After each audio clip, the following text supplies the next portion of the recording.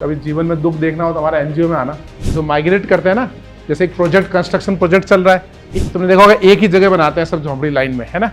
तो उन्होंने अपने लाइन में 10-12 लोग घर बनाया, प्लस माइनस एक ही मॉलिक्यूल में होता है ना, पिछली क्लास में बताया था ना आपको, ठीक है। तो अब आप मुझे बताओ कि ये जिसका ज्यूट्राइन कैसे बनाएंगे। एक काम करें, ये पाई बॉन्ड यहाँ ले जाएं और ये पाई बॉन्ड यहाँ ले जाएं। इसमें आपको कितने मेंबर का रिंग नजर आ रहा है? ये बहुत फेमस क्वेश्चन है कि एजुलिन हैज हाई डाइपोल। ये पाई बॉन्ड हो या पाई बॉन्ड नहीं हो, ये कैसा रहेगा? ये कैसा बन गया हमारा इंपॉर्टेंट एरोमेटिक?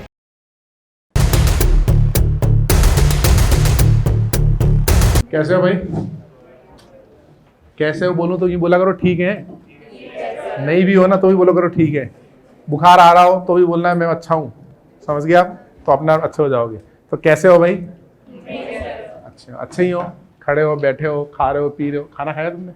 बस फिर क्या है, बैठो।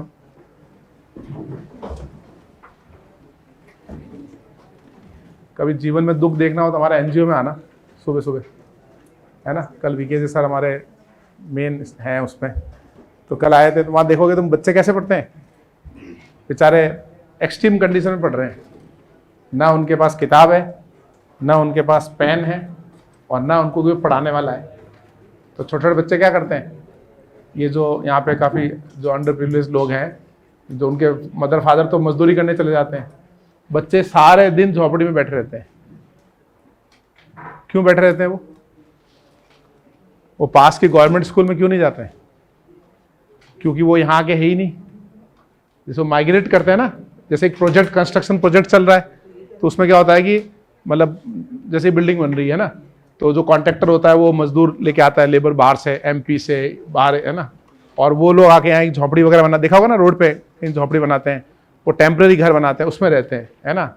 अब वो होते बाहर के हैं, एमपी के हैं, यूपी के हैं, मतलब दूसरे स्टेट से आए हुए, जैसे फॉर एग्जाम्पल। तो अब वो यहाँ तो किसी को जानते नहीं है, और ना उनके पास कोई पेपर है इस चीज़ के। और सबसे बड़ा थ्रेट कि वो जो बच्चे अगर वो पढ़ने भेजेंगे, छोटे छोटे बच्चे होते हैं, तो मान लो उसको अपने घर से 2 किलोमीटर दूर जाना है, तो उनका सेफ्टी का बहुत बड़ा इशू है। बहुत बच्चे किडनैप होते हैं। तो तुम अखबार में कभी, है ना, गूगल में सर्च करना है कि इंडिया में कितने बच्चे किडनैप होते हैं, तो आपको लाखों में फिगर मिलेगा। तो आपको ऐसा लगेगा यार ये क्या है, ये गलत है सब, मैं तो घर पे आराम से रहता हूँ। आप तो एक स्पेशल कंडीशन में रहते हो भाई, पेरेंट्स का सपोर्ट रहता है, एक अच्छी कॉलोनी में, समझो, उनके आगे पीछे कोई नहीं होता है। तो वो बच्चों की सेफ्टी नंबर 1 है। तो वो लोग पेरेंट्स क्या करते हैं, बच्चों को पढ़ाते ही नहीं है। उनमें क्या करते हैं, तुमने देखा होगा एक ही जगह बनाते हैं सब झोंपड़ी लाइन में, है ना। तो उन्होंने अपने लाइन में 10-12 लोग घर बनाया। उसमें जो सबसे बड़ा बच्चा होता है, 12-13 साल का जो बच्चा होगा, उसको बनाते हैं मॉनिटर, कि भाई ये जो 20 बच्चे हैं इसका ध्यान रखना है तुमको शाम तक। तो बड़ा वाला बच्चा क्या करता है, छोटे छोटे बच्चों का सिर्फ ध्यान रखता है, और वो बच्चे क्या करते हैं, सारा दिन वही खेलते रहते हैं, समझो। और अपन लोग कैसे, शानदार घर है, आने वाले लोग छोड़ते हैं, पढ़ाने के लिए टीचर अवेलेबल है ना, नोट्स की कॉपी है, पेन है, मतलब अपन तो वीआईपी हैं। उसमें से भी अपन दुख निकाल लेते हैं कि मेरा ये दुख है। अपन तो बहुत सुखी हैं। बात समझ में आई तुम्हारे? अब आज का हेडिंग लगाओ। आओ कभी तुम लोग।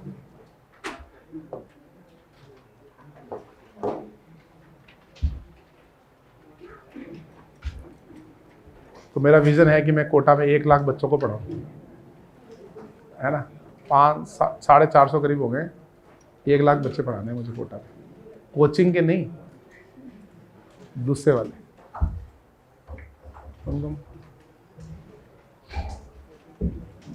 चलो ये बताओ, एजुलिन के बारे में क्या बोलते हो?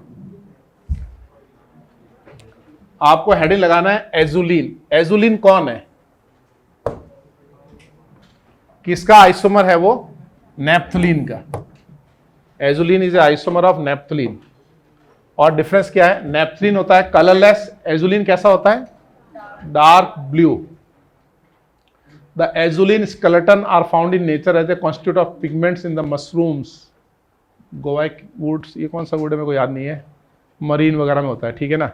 मतलब अपना मुद्दे की बात है कि नेप्थलीन तो होता है कलरलेस, और एजुलिन होता है अपना डार्क ब्लू, जैसे इसके अंदर भी मिलता है एजुलिन, है ना, मशरूम वगैरह में। अब आपको बताना है ऐसा क्यों। नेप्थलीन में और एजुलिन में फर्क क्या है भाई? कलरलेस कंपाउंड बन रहा है, मतलब वो स्टेबल भी बन रहा है, एजुलिन ज्यादा स्टेबल भी होता है नेप्थलीन से। तो सबसे पहले तो ये बताओ कि एजुलिन जो है ना उसका स्ट्रक्चर ये है, इसमें आपको कितने मेंबर का रिंग नजर आ रहा है? एक 7 मेंबर का रिंग और एक 5 मेंबर का रिंग, है ना। और ये ज्यूट्राइन फॉर्म में एग्जिस्ट करता है। Azulene exist in zwitterion form. Zwitterion form क्या होती है? प्लस माइनस एक ही मॉलिक्यूल में होता है ना, पिछली क्लास में बताया था ना आपको, ठीक है। तो अब आप मुझे बताओ कि ये जिसका ज्यूट्राइन कैसे बनाएंगे? एक वो छुपम छुपी वाला गेम याद है, वो अपन रिंग छुपाते थे ना, इसमें अगर अपन छुपम छुपी करें, अगर मैं ये रिंग छुपा लूं तो ये 6 पाई का लूप बन रहा है ना, और अगर ये वाली रिंग छुपा लूं तो 4 पाई। तो एक रिंग एंटी एरोमेटिक हो रही है और एक रिंग एरोमेटिक हो रही है। अगर ऐसा कुछ करें कि दोनों की दोनों रिंग एरोमेटिक हो जाए तो कैसा रहे? बोलो तो सही, कैसा रहे? बोलो ना, अच्छा रहे ऐसे, हाँ बहुत अच्छा रहेगा, सब अच्छा है, सब बढ़िया है, ऐसे बोलो, ठीक है। तो कैसे करेंगे बताओ?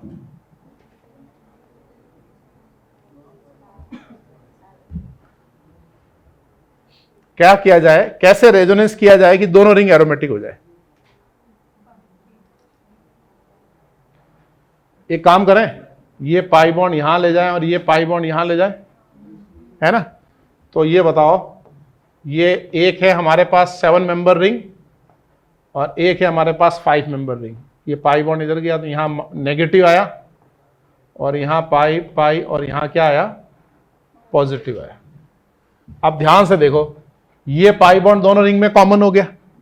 अगर आप लेफ्ट वाली रिंग को छुपा लें तो राइट वाली रिंग एरोमेटिक हुए, इंपॉर्टेंट एरोमेटिक, और राइट वाली को छुपा लें तो भी ये 6 पाई एरोमेटिक बन रहा है ना ये।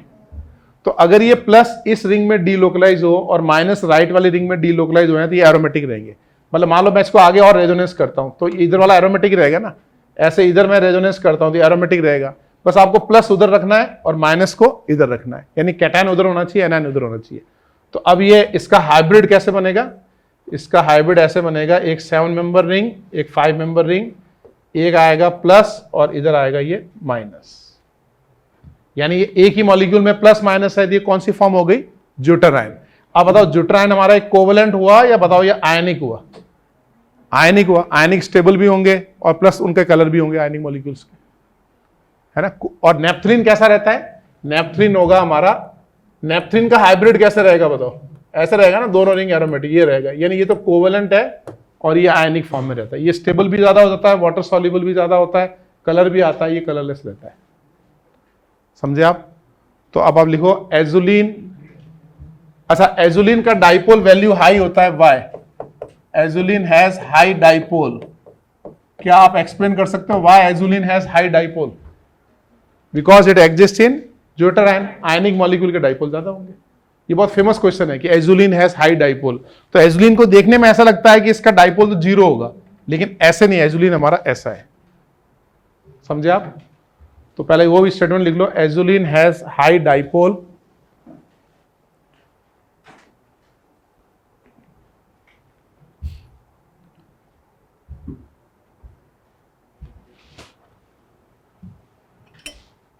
because azulene exists in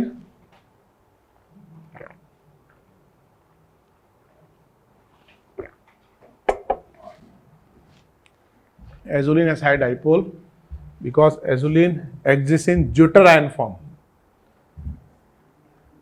Why azulene exists in deuterion form? क्यों deuterion बनाता है इसका? Because both individually ring become aromatic. Azulene exists in deuterion form because both individually ring become aromatic.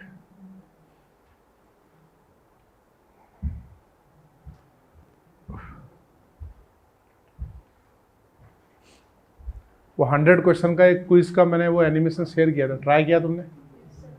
कितने लोगों ने ट्राई किया?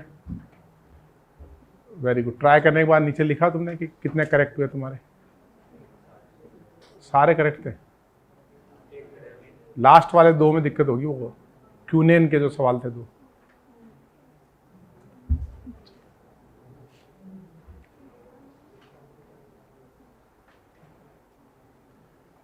ये बनाओ, स्ट्रक्चर बनाओ, एजुलिन बनाओ, प्लस माइनस बनाओ और ये बनाओ।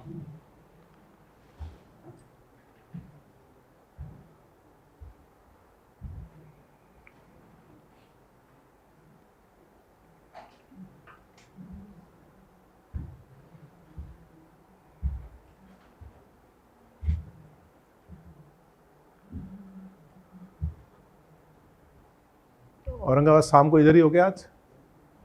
औरंगाबाद शाम को इधर ही हो, कहीं जा रहे हो? मुझे लगा शाम को वो सीएम का शपथ ग्रहण समारोह है ना आज, शायद तो निकल रहे होंगे वहां पे। अच्छा, यहीं से कराओगे, पूरा कंट्रोल यहीं करोगे तुम? अच्छा,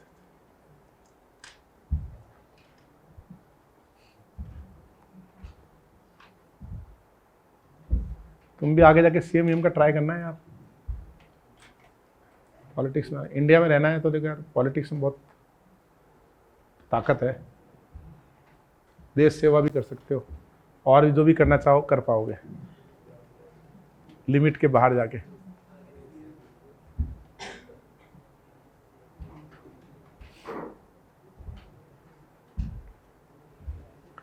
आगे बढ़े भाई।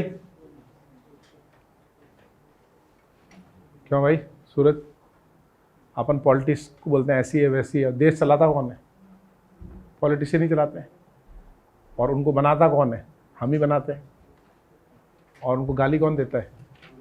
हम ही देते हैं। उनकी तारीफ कौन करता है? हम ही करते हैं। हमारा फायदे नुकसान के अकॉर्डिंग करते हैं ना हम। और हम वो बनना नहीं चाहते हैं। ये बड़े यार दुर्भाग्य की बात है। बनना चाहिए यार।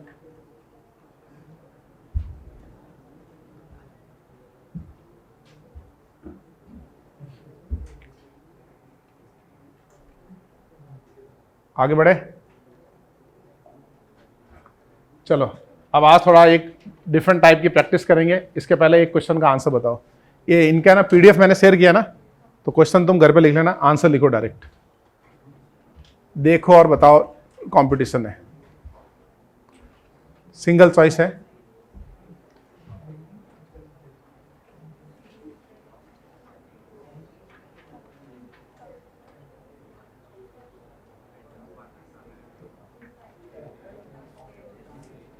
कौन सा सबसे ठीक लग रहा है तुमको? ये वाला ठीक लग रहा है ना, क्योंकि वो साइक्लोऑक्टा टेट्राइन मतलब क्या था अपना? एनुलिन 8 था ना। तो एनुलिन 8 बताओ कैसे एग्जिस्ट करता था? टब शेप में। वैसे ही दोनों टब है, लेकिन ये प्लेन में होने चाहिए पाई बॉन्ड, ये ज्यादा बेटर है। ठीक है, चलो आगे बढ़े। ये क्वेश्चन तो आप पीडीएफ से लिख लेना, जगह छोड़ देना क्वेश्चन की, लिखना है बाद में, समझ गए? ठीक है, चलो ये बताओ।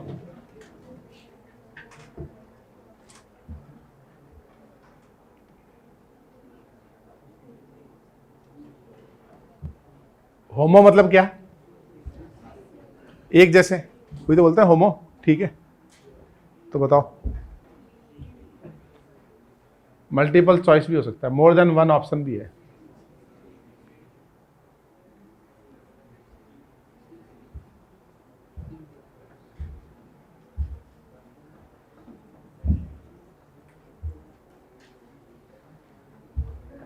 सोच लो आराम से। चलो ए को बताओ। ए हमारा होमोसाइक्लिक एरोमेटिक है या नहीं है? होमोसाइक्लिक तो है लेकिन एंटी एरोमेटिक है, ये तो हट गया। बी हमारा कैसा है? हेट्रोसाइक्लिक। एरोमेटिक तो है लेकिन वो तो हेट्रोसाइक्लिक है, ये पाई बॉन्ड ऐसे नाइट्रोजन की तरफ रहेंगे।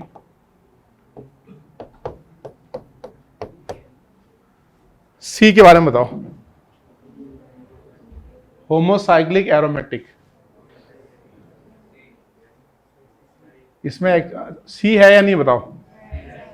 सी होमोसाइक्लिक एरोमेटिक है ना, ये तो हमारा एजुलिन है ना, अभी हमने डिस्कस किया था, ज्यूट्राइन फॉर्म में आता है, सी है।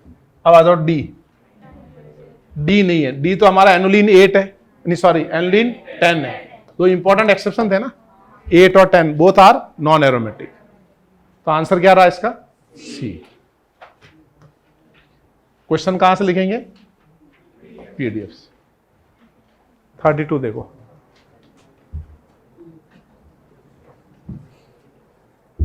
अपूर्व क्वेश्चन पढ़ो, अभी रख दो कॉपी को।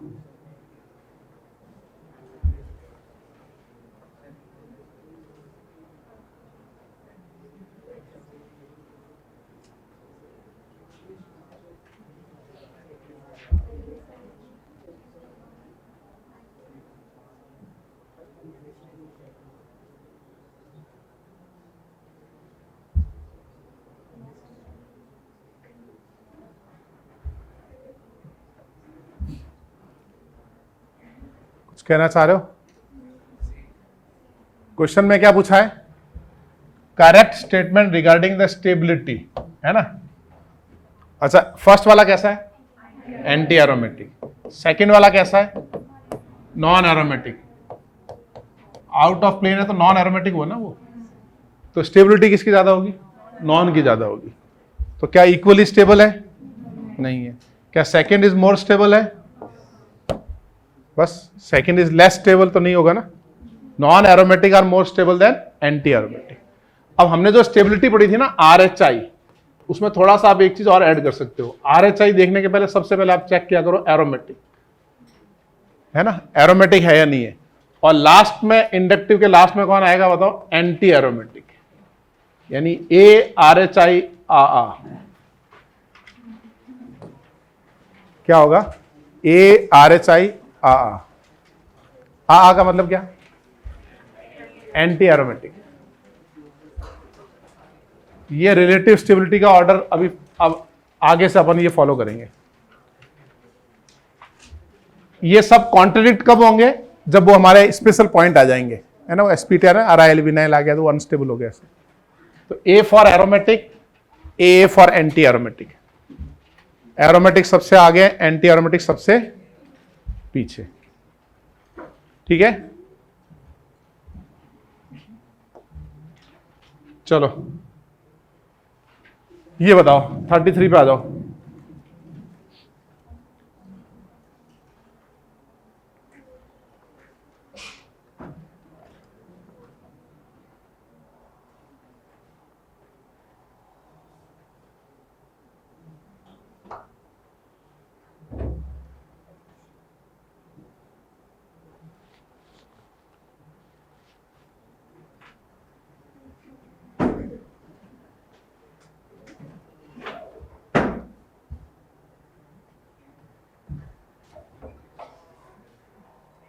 आ जाओ,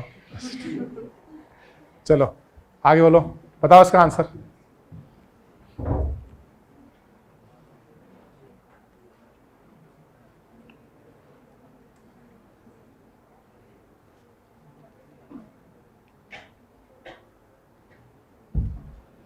चलो फर्स्ट बताओ, फर्स्ट एरोमेटिक है या नहीं बताओ,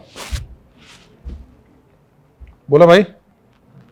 फर्स्ट वाला एरोमेटिक है, ये N के लोन पेयर ऐसे डीलोकलाइज हो रहे हैं ना, तो 6 पाई का लूप बन रहा है। बाहर वालों को छोड़ दो, ये 6 पाई का लूप है, ये एरोमेटिक है। सेकंड एरोमेटिक है, सेकंड एरोमेटिक है। कैसे? वो पाई बॉन्ड तोड़ देंगे ना। एरोमेटिक बनाने के लिए हम बॉन्ड तोड़ भी सकते हैं और बॉन्ड जोड़ भी सकते हैं। ये एरोमेटिक हो गया। इसमें क्या होगा? इसमें ये नेगेटिव जब रेजोनेंस करके यहां आएगा तो यहां नेगेटिव बनेगा, तो ये कितने इलेक्ट्रॉन का लूप बना? 4 पाई। तो ये तो एरोमेटिक नहीं है। फोर्थ बताओ, फोर्थ में हो रहा है नेप्थलीन टाइप बन रहा है ना, ये 10 पाई का लूप बना। इसका RS बनाओगे पाई बॉन्ड इधर आएगा, तो टोटल हमारा 10 पाई का लूप बन जाएगा, ये है ना, जस्ट लाइक ए नेप्थलीन। इसको और अच्छा कैसे बनाएंगे? पहले ये रेजोनेंस करके पाई बॉन्ड यहां लेके आओ, पूरा सर्कमफेरेंस रेजोनेंस हो जाएगा इसका 10 पाई का, तो ये भी हमारा एरोमेटिक हुआ। तो क्या आंसर रहा? 1, 2 एंड 4। सेकेंड, थर्ड वाला जो है बीच वाली रिंग हमारी एरोमेटिक नहीं है, और कोई ऑप्शन भी नहीं है। 1, 2, 3, 4 ऑप्शन थोड़ी है, ऑप्शन ही नहीं है। वो मैंने ऑप्शन क्यों चेक किया पता है? कि ये रिंग तो एंटी एरोमेटिक हो रही, लेकिन ये तो एरोमेटिक है ना, लेकिन वो ऑप्शन ही नहीं है उसमें। तो ऑप्शन सिर्फ 1, 2 एंड 4 है। चलो ये बताओ सिंगल चॉइस में,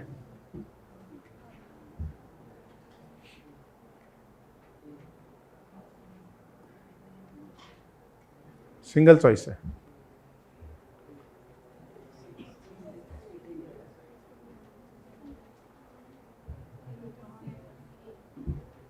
क्या रहेगा आंसर बताओ। अच्छा, ए में बताओ हक्कल रूल कब लगता है? हक्कल रूल जब या तो मोनोसाइक्लिक हो या उसके किसी एक RS में सर्कमफेरेंस पे रेजोनेंस हो, तब लगता है ना हक्कल रूल। तो अब आप मुझे बताओ, क्या ये मोनोसाइक्लिक है? नहीं है। क्या इसके किसी एक RS में सर्कमफेरेंस पे रेजोनेंस हो रहा है? हो रहा है ना। तो सर्कमफेरेंस रेजोनेंस पे कितने पाई इलेक्ट्रॉन बन रहे हैं? 8 पाई। इसका मतलब ये कैसा हुआ हमारा? Anti aromatic. ठीक है, अब बी में आ जाओ, क्या ये मोनोसाइक्लिक है? नहीं है। क्या इसके किसी एक आरएस में सर्कमफेरेंस पे रेजोनेंस हो रहा है? नहीं हो रहा है। तो पूरे पे हक्कल रूल नहीं लगा सकते, क्योंकि वो सर्कम पे पेरीमीटर रेजोनेंस होता है तब लगाते हैं पूरे पे। तो अब हम देखेंगे क्या इसमें रिंग करंट आ रहा है क्या? ये आ रहा है ना रिंग करंट, 6 पाई का लूप बन रहा है, ये एरोमेटिक है। समझे तुम? ठीक है। अब आ जाओ सी पे। सी में तो ये sp3 कार्बन बन रहा है, लूप बन ही नहीं रहा है ना, कोई रिंग करंट नहीं आ रहा है, तो ये कौन सी कैटेगरी में चला गया? Non aromatic. और डी एनुलिन 8 कैसा है हमारा? Non aromatic. टफ शेप है ना भाई ये तो इसका आंसर क्या रहेगा अल्टीमेटली? बोलो भाई, आंसर क्या रहा? B, only B. एरोमेटिक पूछा है ना, बी आएगा ना, ए तो एंटी एरोमेटिक हो गया। समझे तुम कैसे किया मैंने?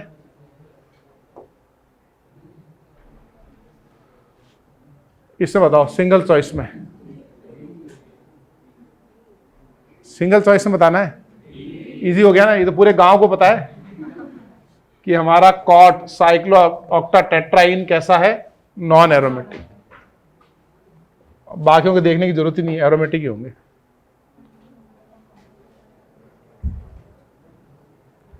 इनमें काउंट करो कितने एरोमेटिक है।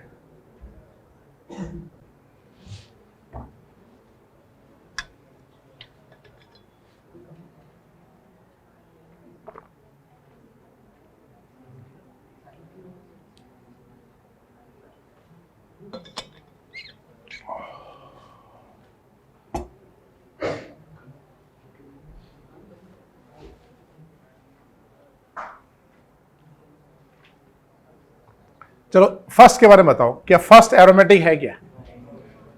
फर्स्ट एरोमेटिक नहीं है, ये sp3 कार्बन आ गया ना, तो फर्स्ट तो हमारा नॉन एरोमेटिक हो गया।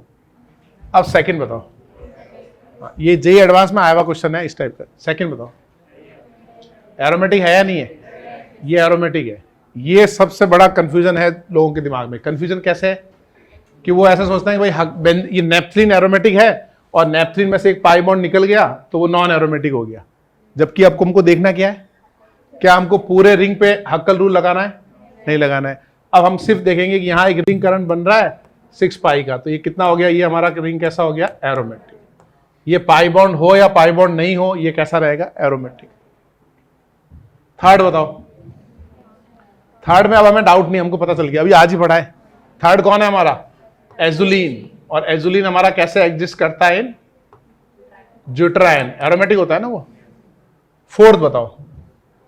फोर्थ में सल्फर के लोन पेयर रेजोनेंस में जाएंगे, ऑक्सीजन के लोन पेयर भी रेजोनेंस में जाएंगे। ये तो हाइब्रिड ऑर्बिटल में ये नहीं जाएंगे। तो 3 पाई बॉन्ड और 2 लोन पेयर, तो कितने पाई इलेक्ट्रॉन का लूप बन रहा है? 10 पाई। साइक्लिक प्लेनर, एरोमेटिक है ये। फिफ्थ बताओ। फिफ्थ तो अपने को पता है, फिफ्थ कैसा है हमारा? Non aromatic. सिक्स्थ बताओ। सिक्स्थ में ये एन के जो लोन पेयर है ये रेजोनेंस में जा रहे हैं, और इधर वाले जो एन के लोन पेयर हैं ये भी तो रेजोनेंस में जा रहे हैं। तो बताओ कितने इलेक्ट्रॉन का, पाई इलेक्ट्रॉन का लूप बन रहा है? 10 पाई का बन रहा है ना। ये 3 पाई बॉन्ड और 2 लोन पेयर है ये, तो इसका मतलब सिक्स्थ भी कैसा हुआ हमारा? एरोमेटिक। 7 बताओ। 7 तो पाई बॉन्ड ब्रेक करेंगे, जहां प्लस प्लस आएगा ना, तो 7 भी हमारा एरोमेटिक। अब 8 बताओ। 8 तो किसको पता है 8 के बारे में? Non aromatic. 9th aromatic, furan is aromatic, sulphur is heterocyclic aromatic. तो कितने एरोमेटिक हुए इसमें से? सेकेंड हुआ, 7 हुए टोटल। इसमें कंफ्यूजन वाले 2 ही हैं, एक तो ये सेकंड वाला और एक ये थर्ड वाला। थर्ड वाला अगर पता नहीं है तो दिक्कत है, और सेकंड में अगर हक्कल की डेफिनेशन क्लियर नहीं है तो दिक्कत है। समझे आप?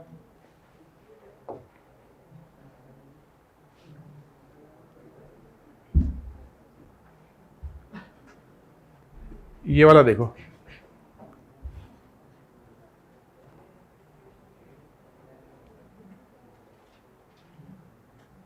एक एक करके करते हैं।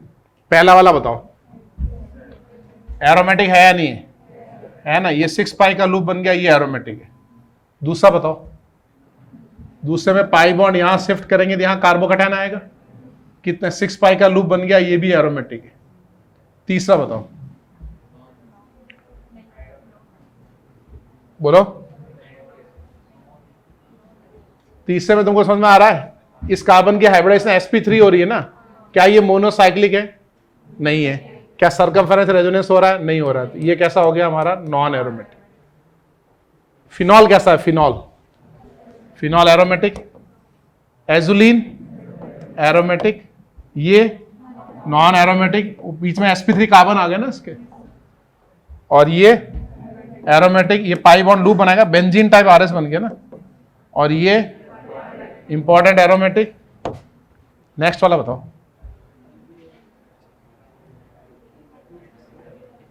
हेट्रो आटम आता है तो उसका रेजोनेंस करके देखना पड़ेगा।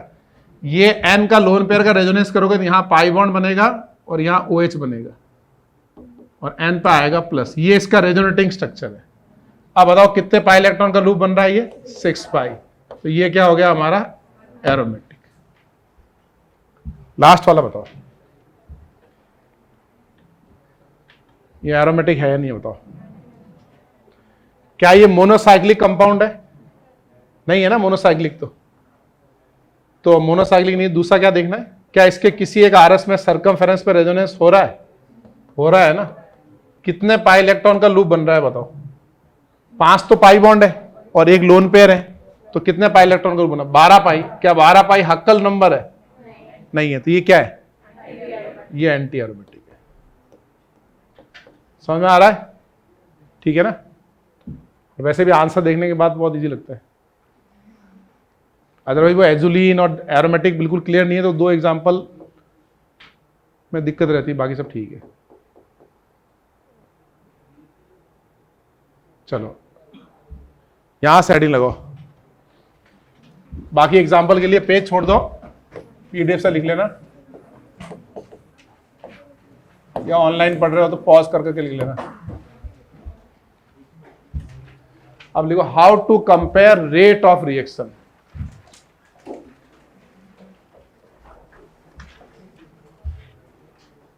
How to compare rate of reaction. कितने क्वेश्चन थे? 8-10 तो थे ही। 2 पेज छोड़ दो, उसमें आ जाएंगे।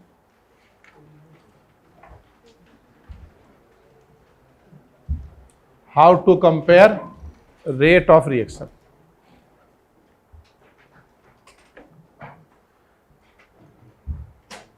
देखो एक चीज समझो आप, कि अगर मैं आपको हैलाइड दे दूं और AgNO3 दे दूं, इसके बाद हम एसिड बेस पढ़ेंगे तब मैं और डिटेल में बताऊंगा आपको। हैलाइड और AgNO3 डालेंगे ना, तो Ag प्लस क्या है? लुईस एसिड है। तो Ag प्लस क्या एब्स्ट्रैक्ट करेगा? Br minus. तो Ag प्लस और Br माइनस मिलके क्या बना लेंगे बताओ? AgBr। और यहां से जो Br माइनस निकला तो इस R पे चार्ज कौन सा आया? प्लस आया। तो यानी इसमें कार्बोकैटायन बन गया ना हमारा, ये कैटायन बन गया। ऐसे अगर आपने अल्कोहल के अंदर H प्लस डाल दिया तो एसिड का H प्लस और अल्कोहल का OH माइनस, ये मिलके वाटर बना लेंगे। तो बताओ R पे चार्ज कौन सा आएगा? प्लस आएगा ना। तो मैं बेसिकली बता रहा हूं कि कार्बोकैटायंस कैसे बनते हैं। अगर आप कभी भी हैलाइड में Ag प्लस डालोगे तो वो R प्लस बना लेगा, अल्कोहल में H प्लस डालोगे तो वो R प्लस बनाएगा। और जितना स्टेबल कैटायन बनाएगा ना, उसकी कैटायन की एनर्जी कम होगी, तो उसको बनाने के लिए हमको कम एक्टिवेशन एनर्जी देनी पड़ती है। यानी रिएक्शंस कैसे होती है? ऐसे होती है। देखो ये रिएक्टेंट है और ये कार्बोकैटायन बना। सपोज करो यहां बन रहा है हमारा 3 डिग्री कैटायन। अगर आपने इससे अनस्टेबल बनाया तो फिर ये ऐसे बनेगा, ये बनेगा 2 डिग्री कैटायन, है ना। ये एक्टिवेशन एनर्जी देनी पड़ रही है हमको। अगर 1 डिग्री बन रहा है तो ये ऐसे बनेगा। तो अगर मैं पूछ रहा हूं कि रेट ऑफ रिएक्शन कंपेयर करो, रेट ऑफ रिएक्शन का मतलब speed of the reaction, speed of the reaction का मतलब पहले कौन बनेगा, है ना। तो इन तीनों में से पहले कौन बनेगा? 3 डिग्री कैटायन, 2 डिग्री या 1 डिग्री? 3 डिग्री। तो जितना स्टेबल कैटायन बन रहा होगा ना, उसको बनाने के लिए एनर्जी कम देनी पड़ती है, एक्टिवेशन, ये जो है एक्टिवेशन एनर्जी कम देनी पड़ेगी। और इसी में मान लो मैं अराइल कैटायन बना लूं, अराइल ब्रिजेड वगैरह बना रहा हूं, तो वो हाईली अनस्टेबल है, यानी वो ग्राफ और ऊपर जाएगा। और अगर मान लीजिए मैं एरोमेटिक हो रहा है, नॉन एरोमेटिक से एरोमेटिक बन रहा है, तो ये कैसा आएगा? यहां नीचे आएगा कि भाई ये तो एरोमेटिक बन गया, बढ़िया हो गया एकदम। समझे आप? तो ये दोनों रिएक्शन लिखो। More the stable cation, more is the rate of reaction. more the stable carbocation formed, more will be the rate of reaction. तो मैं आपको 2 हैलाइड दूंगा और पूछूंगा कि rate of reaction toward AgNO3, तो आपको Ag प्लस कैटायन बना के देखना है. More the stable carbocation more is the rate of reaction. नीचे ये दोनों रिएक्शन लिख लो.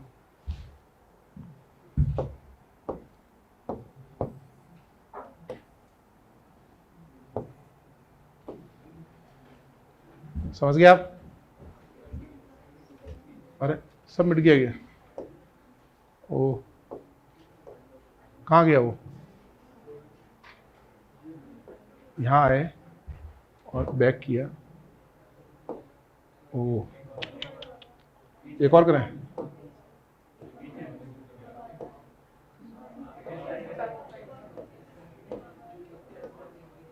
आ गया.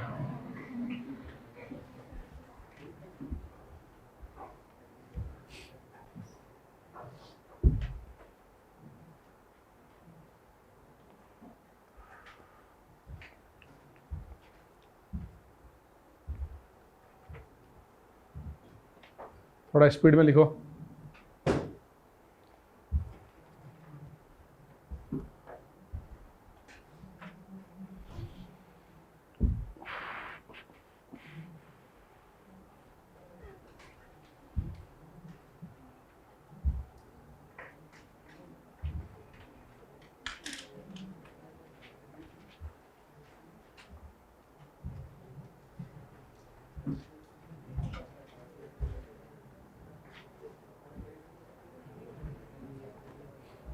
आगे बढ़े.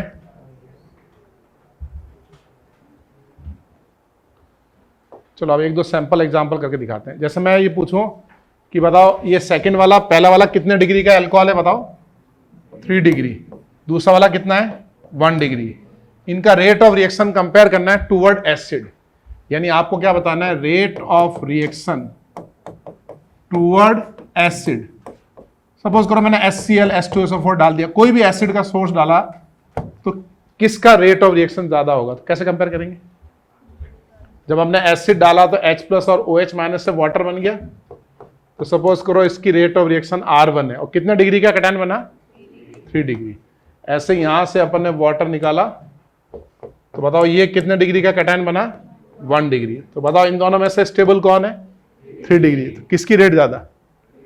पहले की. तो हम क्या लिखेंगे? R1 is greater than R2. इसका रेट ऑफ रिएक्शन ज्यादा है टुवर्ड एसिड, यानी 3 डिग्री अल्कोहल मोर रिएक्टिव है टुवर्ड एसिड. समझे तुम? ठीक है. तो अब समझ गए हो तो एग्जांपल भी कर लेते हैं. PDF तो दे ही रखा है, लिख लेना. ठीक है. या टाइम बच जाएगा, स्पीड बढ़ जाएगी. चलो ये आंसर इसका बताओ.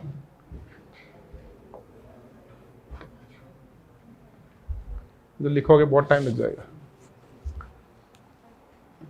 ये IM के आगे मैंने P क्यों नहीं लिखा? हाँ वो हैंग हो रहा है इसलिए है ना, ऐसा कोई लॉजिक नहीं है कुछ. मतलब हाँ उसके ऊपर लिख दिया मैंने. चलो compare rate of reaction toward AgNO3.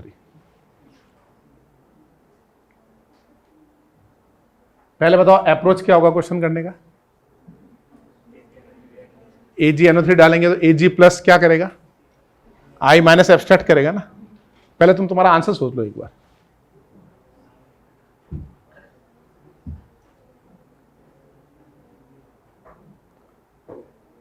Last page पे आंसर लिख लो एक बार छोटा सा. इसका आंसर लिखो सब, मतलब ABCD में से चाहे कौन सा आंसर है तुम्हारा लिख लो एक बार, ताकि बाद में अपन पलट ना पाए. जो भी ठीक लग रहा है ना आंसर लिखो इसका. लिखना कंपलसरी है, अदरवाइज अटेम्प्ट नहीं किया तो वैसे ही बाहर हो, क्या मतलब है. जो भी ठीक लगे आंसर निकाल के लिखो लास्ट में कि मेरा ये आंसर है. ये वेरी इंपॉर्टेंट क्वेश्चन है ये. तीनों में किसकी रेट सबसे ज्यादा और किसकी रेट सबसे कम?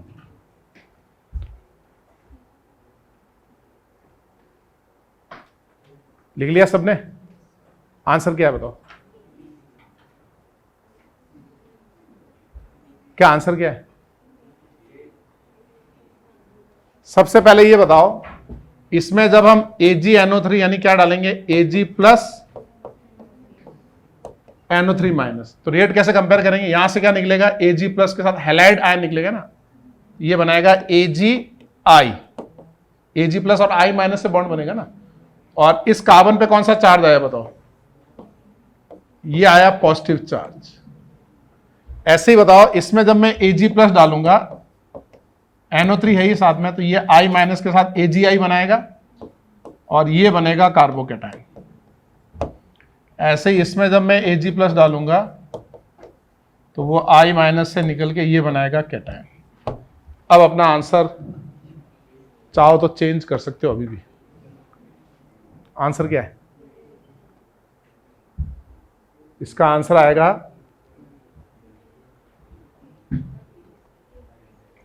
कितने लोगों का आया, वेरी गुड, ये गलत आंसर है इसका, ठीक है। कितने लोगों का बी आया, बी करेक्ट। तूने यार अभी ए में भी हाथ उठाया था, अच्छा अच्छा, इसका नहीं, अच्छा इसका बी है। बी कैसे समझ में आ रहा है, फर्स्ट वाला हमारा कार्बोकेटाइन कैसा बना है, ये एंटी एरोमेटिक है। एंटी एरोमेटिक में रेजोनेंस का कोई मतलब नहीं है, anti aromatic is highly unstable, ये तो रिएक्शन ही नहीं होगी। तो सब अब बताओ सेकंड का थर्ड से ज्यादा क्यों, सेकंड कैसा है हमारा, रेजोनेंस स्टेबलाइज। इस क्वेश्चन को लिख लो, एक तो लिख लो।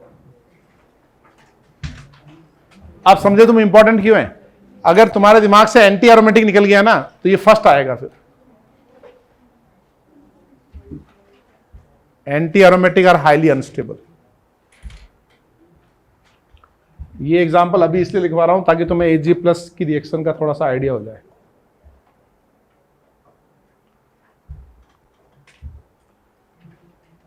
और ये अगर नॉन एरोमेटिक से एरोमेटिक बन जाए, मजा आ जाए एकदम, मतलब।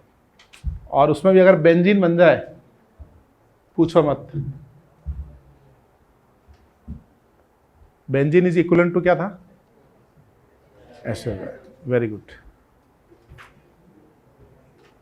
और दो बेंजीन इक्वल टू दो, ऐसे, बहुत शानदार।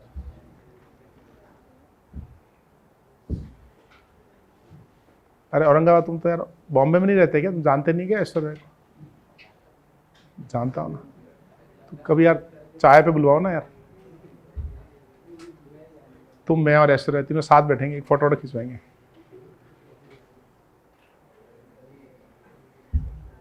तो तुम एक काम करो, IIT जाके IIT बॉम्बे में एडमिशन ले लेना, ठीक है। फिर जब भी टाइम मिले मुझे फ़ोन कर देना। मेरे को तुम 12 घंटे का समय देना यार, यहाँ से 12 घंटे लगते हैं यार। ऐसे नहीं तुम बोलो कि सर 4 बजे आ जाओ, 3 बजे फ़ोन करो, तुम मुझे चकमा दे दो, है ना, ऐसा नहीं चलेगा यार। ये सही है यार, तुम चिंता मत करो, कैसे भी आना पड़े मैं आ जाऊँगा। और वो फोटो वाली बात करके रखना पहले से ही, फिर क्या अपन कहेंगे फ़ोटो खिंचवाओ, फोटो नहीं खिंचवाए, फिर अपना वो हो जाएगा ना, गड़बड़ हो जाएगी सब।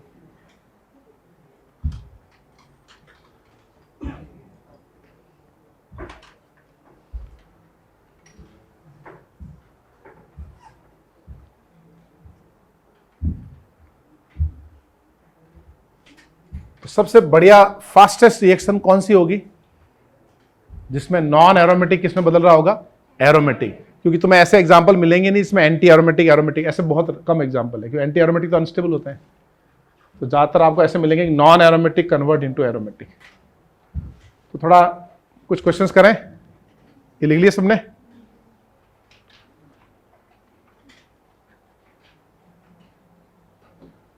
चलो अब इसका बताओ, लास्ट पेज पे अपना आंसर लिख लो, बाकी तुम घर जाके लिखना।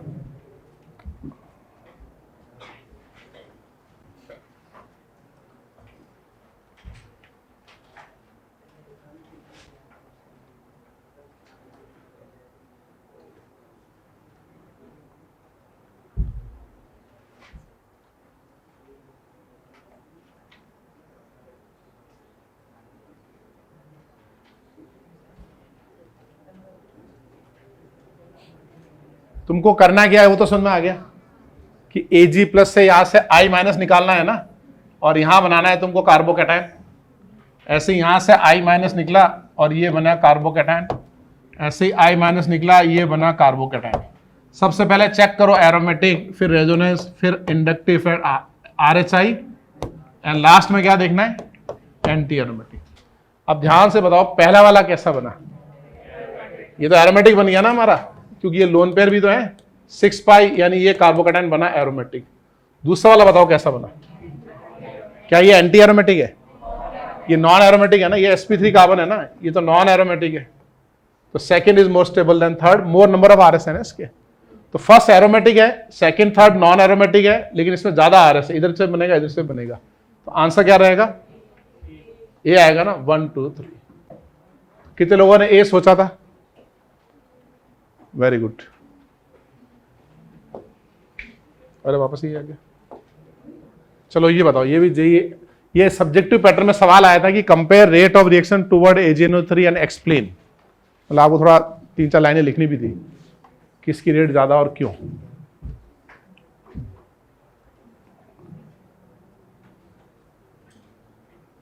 क्वेश्चन लिखना नहीं, क्वेश्चन लिखने का टाइम देंगे बाद में, आंसर सोचना है आपको। बोलो, एक आंसर लगाओ, सही गलत नहीं, अपने हिसाब से लगा लो तुम। बी है या ए है, इसका बी है। इसमें से एक हिंट बता दो मैं, एक ऐसा है जो रिएक्ट नहीं करेगा। कौन रिएक्ट नहीं करेगा, ए, अभी बताया ना आपको, एंटी एरोमेटिक। और बी में अगर हम Ag+ डालेंगे तो ये Br- निकालेगा, और ये जो बनता है इसको बोलते हैं ट्रोपोलियम आयन।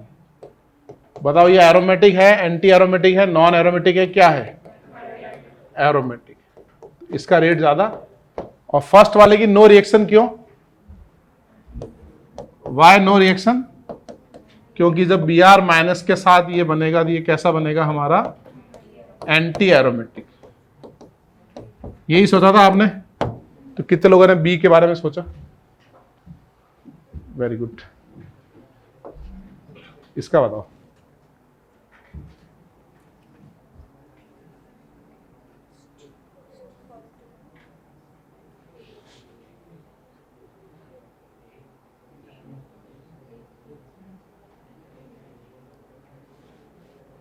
क्या आंसर है बताओ, ये आएगा, कैसे बताया, रेजोनेंस। और ये विनाइल है ना हमारा, ये विनाइल और ये allyl. Vinyl is highly unstable. 42 बताओ,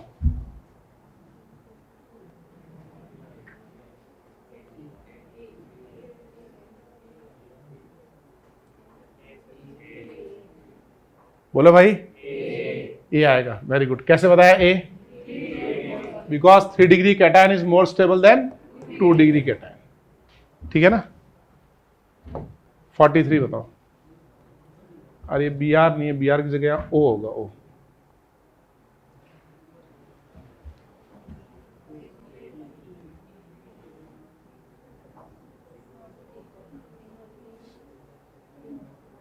बोलो भाई, ए या बी, ए आएगा ना इसका भी। इसका भी ए कैसे, क्योंकि यहां कार्बोकैटायन बना, फिर आपने रेजोनेंस किया, ये हमारा IIT कैटायन बन गया ना, इसके मोर नंबर ऑफ RS बनेंगे। मतलब हम बेसिकली पहले डायरेक्ट स्टेबिलिटी देख रहे थे, अब बस वो कैटायन बना के स्टेबिलिटी देख रहे हैं, ये फर्क पड़ रहा है। 44 बताओ, इसमें भी ए आएगा। ए कैसे, because non aromatic will convert into aromatic. आपको याद है पॉइंट टू रिमेंबर लिखाया था कि sp2 carbon in 3 member ring is unstable except aromatic. Aromatic के अलावा अगर वो sp2 में एरोमेटिक हो रहा है तो फिर वो रेजोनेंस एनर्जी कंपनसेट कर देगी उसको, समझे आप। तो ये नॉन एरोमेटिक से एरोमेटिक बन रहा है, और सेकंड वाला अभी भी नॉन है और बाद में भी नॉन रहेगा। 45 बताओ,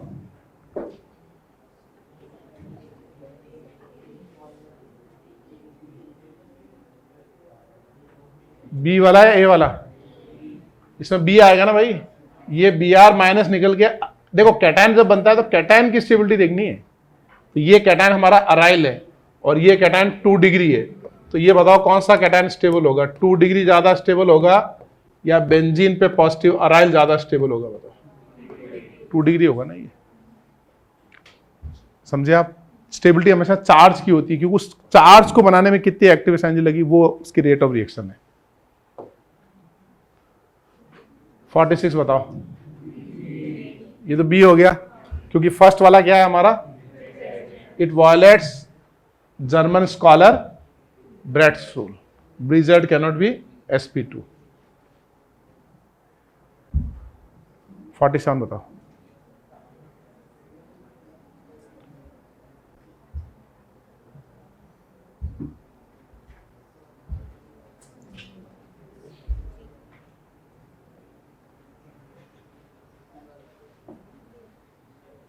अरे मिश्रा जी देखो इधर, मिश्रा जी के लेफ्ट में जो छोटू पहलवान बैठा है देखो, इसमें आपको रेट ऑफ रिएक्शन टूवर्ड क्या देखनी है? एसिड। तो बताओ एसिड में रेट ऑफ रिएक्शन कैसे देखेंगे? ये H+ और यहां से क्या निकलेगा? OH minus. ये वाटर निकल के कार्बन पे चार्ज कौन सा आएगा? प्लस। ये क्या बना? Anti aromatic. इसका तो रेट सबसे कम। अब बताओ आंसर क्या है? आंसर बी है। ये सेम क्वेश्चन हो गया हैलाइड वाला, है ना? पहले हैलाइड लगा था, अब अल्कोहल में पूछ लिया बस। इसमें वाटर निकलेगा, रेजोनेंस स्टेबलाइज कैटायन बनेगा, second is greater than third. 48 बताओ।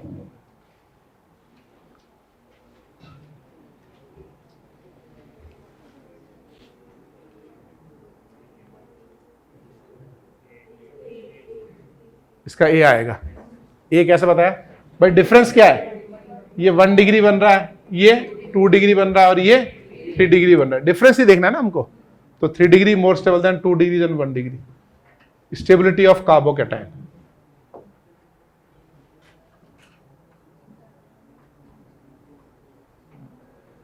बोलो ए या बी? ए आएगा ना, क्योंकि वाटर निकलने के बाद ये क्या बन जाएगा हमारा? एरोमेटिक। इसको ट्रोपोलियम आयन बोलते हैं, एरोमेटिक। और सेकंड वाला नॉन एरोमेटिक, बाद में भी नॉन एरोमेटिक।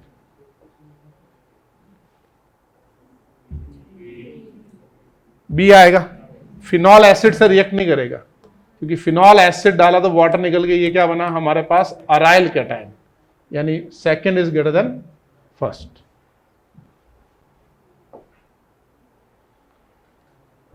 ये बताओ।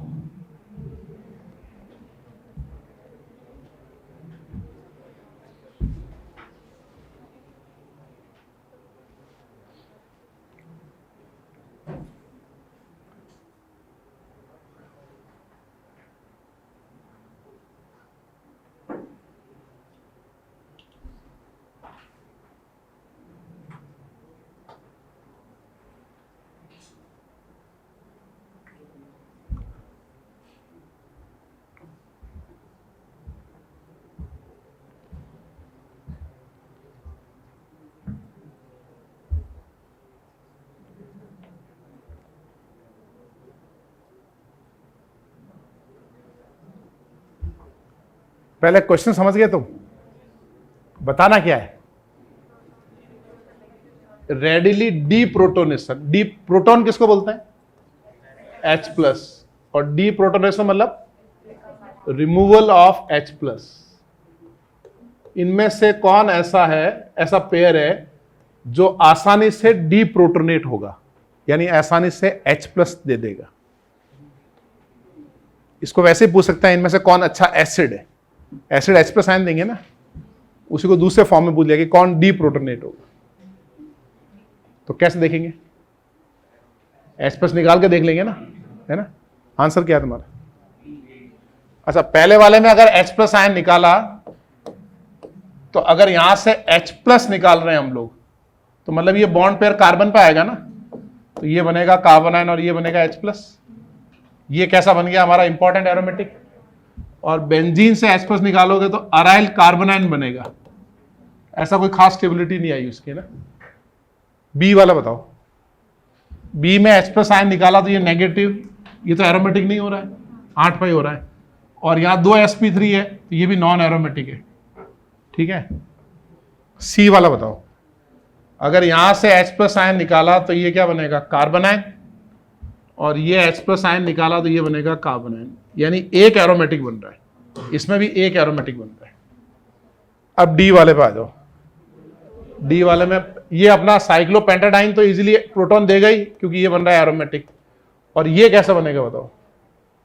ये जब H प्लस आयन निकाल के नेगेटिव बनाएंगे तो ये कितने पाई इलेक्ट्रॉन का लूप बन गया बताओ? 10 पाई का हो गया ना। तो ये कैसा हो गया हमारा? एरोमेटिक। इसमें दोनों एरोमेटिक हो रहे हैं, ये भी एरोमेटिक हो रहा है, ये भी एरोमेटिक हो रहा है। तो करेक्ट आंसर क्या होगा? डी। चलो देखते हैं इन दोनों बच्चों ने क्या आंसर दिया। डी दिया हुआ तो यार, ठीक है। अगली बार वो डेटा दिखाऊंगा अब तक कितने बच्चों ने दिया। चलो ये ट्राई करो, ये लास्ट क्वेश्चन आज का, ये भी चैलेंजिंग सवाल है ये।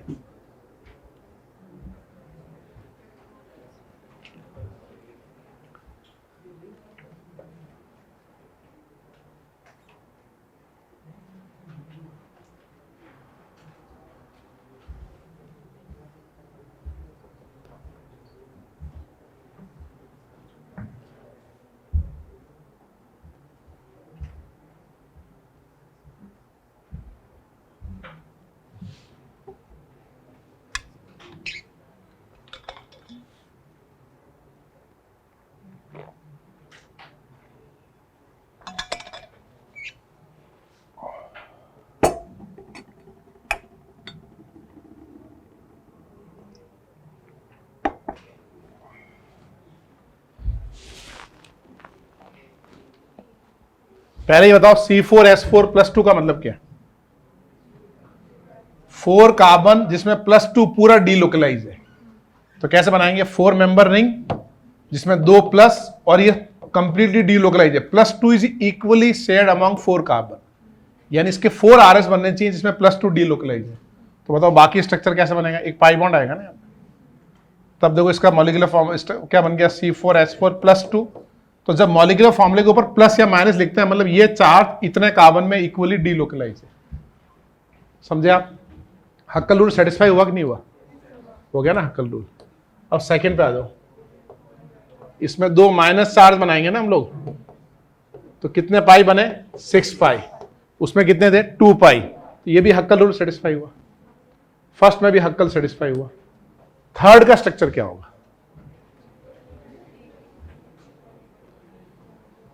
क्या थर्ड का हमारा स्ट्रक्चर ये बनेगा क्या? ये वाला? ये नहीं बनेगा। ये क्यों नहीं बनेगा? इसमें C4H5 हो गया ना। प्लस मैंने आपको क्या बताया कि जब मॉलिक्यूलर फॉर्मूले के ऊपर +1 लिखा है इसका मतलब है कि +1 इज डीलोकलाइज अमंग 4 कार्बन। उसके 4 RS बनेंगे जिसमें +1 डीलोकलाइज होगा। तो फिर इसका स्ट्रक्चर कैसे बनेगा?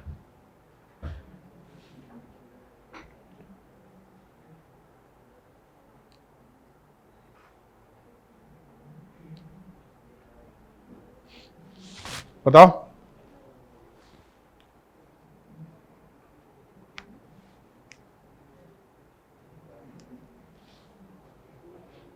एक हाइड्रोजन तुमको कम करना पड़ेगा ना, तब बनेगा स्ट्रक्चर। तो हाइड्रोजन कम करके लगाएंगे क्या? यहां प्लस तो लगा नहीं सकते, वो बन जाएगा H4+2।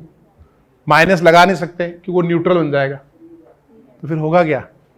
Free radical. यहां बनेगा डॉट, यानी ये ऑड इलेक्ट्रॉन स्पीसीज बनेगा। इसमें कितने पाई इलेक्ट्रॉन की डीलोकलाइजेशन हो रहा है? 3 पाई। क्या ये हक्कल रूल सेटिस्फाई कर रहा है? ये नहीं कर रहा है। अब आपको 4 मतलब ये इवन कार्बन पे ऑड चार्ज लगाओ ना तो इसका मतलब वहां पे डॉट आएगा, फ्री रेडिकल। अब आपको फोर्थ का स्ट्रक्चर भी समझ में आ गया होगा। फोर्थ में आपको एक बनाना है माइनस, एक बनाना है पाई बॉन्ड और फिर ये रिमेनिंग क्या रहेगा? Free radical.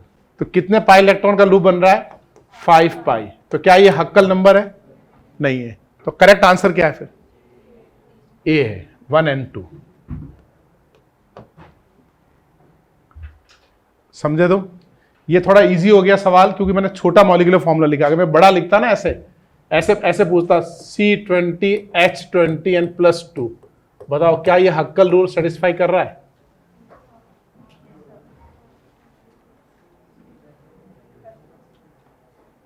बताओ। तुम डायरेक्ट बता सकते हो कितने पाई इलेक्ट्रॉन है। कैसे? कि जितने कार्बन है ना, तो जैसे ये +2 चार्ज है तो जितने कार्बन है प्लस है तो माइनस कर दो उसमें। जैसे देखो 4 कार्बन पे +2 लगाना है, मतलब 2 कार्बन पे तो प्लस प्लस लग गया, पीछे कितने कार्बन बच गए 2, उस पर एक ही तो पाई बॉन्ड आएगा। ऐसे ही जब मैं बना रहा हूं C4H4 -2, इसका मतलब क्या है 2 कार्बन पे तो माइनस माइनस लग गया और फिर एक कार्बन पे पाई बॉन्ड आएगा। तो जब माइनस आएगा तो इसमें प्लस कर दो, यानी 4 और +2 कितने 6 इलेक्ट्रॉन हो गए, और ऐसे ही उसमें प्लस आएगा तो माइनस कर दो, इसमें कितने पाई इलेक्ट्रॉन हुए 4 - 2 2। अब तुम बता सकते हो इसमें कितने पाई इलेक्ट्रॉन होंगे, इसमें होंगे 18 पाई। अब समझ रहे हो स्ट्रक्चर कैसा होगा, 20 कार्बन की रिंग बनाओ, उसमें 2 पे तो आ गया प्लस प्लस, पीछे कितने कार्बन बच गए 18, 18 कार्बन में आपको ऑल्टरनेट पाई बॉन्ड लगाना है, तो 9 पाई बॉन्ड लगेंगे ना, तो 18 पाई इलेक्ट्रॉन हुए। समझे आप? तो ओरिजिनली क्वेश्चन ये है। ऐसे अगर मैं ये पूछूं कि इसका स्ट्रक्चर बता, पाई बॉन्ड कितने होंगे बता सकते हो, या हक्कल सेटिस्फाई होगा कि नहीं होगा, -2 में बताओ, बोलो। इसके पाई इलेक्ट्रॉन कितने होंगे बताओ, 22 पाई इलेक्ट्रॉन। समझे आप? ऐसी अगर मैं पूछूं कि C20H20+1, ये आईएल फिनार में दे रखा है क्वेश्चन, आईएल फिनार का, तो बताओ इसमें कितने पाई इलेक्ट्रॉन होंगे, इसमें होंगे 19 पाई इलेक्ट्रॉन। इसका स्ट्रक्चर समझ रहे हो कैसा होगा, 20 कार्बन, एक पे क्या आएगा प्लस और एक पे आएगा डॉट, और बाकी पे 9 पाई बॉन्ड। समझे आप?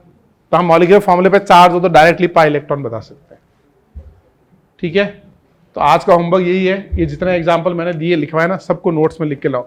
नोट्स में ऐसे लिखना है कि ये आंसर है, हर एक क्वेश्चन का एक्सप्लेनेशन लिखना है ना, 1-2 लाइन लिखनी है। बात समझ में आई तुम्हारे? ठीक है, तो अगली बार मैं कॉपी चेक करूंगा, और अगर नहीं लिख के लाए तो 101 रुपये जमा कराने, cash as well as UPI। समझ गए भाई? कितने का फाइन है? 101 रुपये। अपूर्व, तुम क्लास में जल्दी आते हो ना, इनका होमवर्क चेक करना और नाम लिख लेना, और मैं अपना UPI तुमको शेयर करूंगा, मोबाइल पे दिखाना, उनको स्कैन करवाना, पैसे ले लेना। ठीक है भाई, चलो भाई मिलते हैं फिर।